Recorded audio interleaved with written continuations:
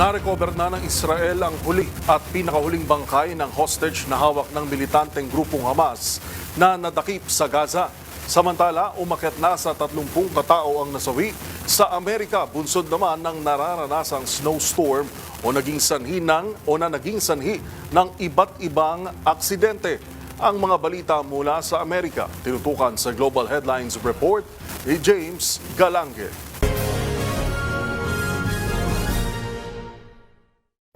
Balita mula sa Gaza, na-recover na ng Israel ang labi ng pinakahuling hostage na hawak ng militanteng grupong Hamas matapos ang halos 3 taong digmaan.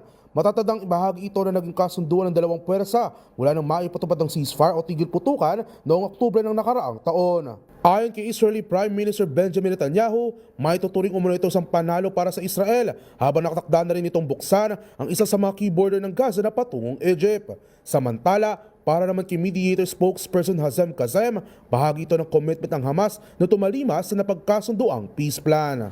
Sa iba pang balita, isang private business jet naman ang bumagsak sa Bangor International Airport bunsod ng naranasang snowstorm sa Amerika.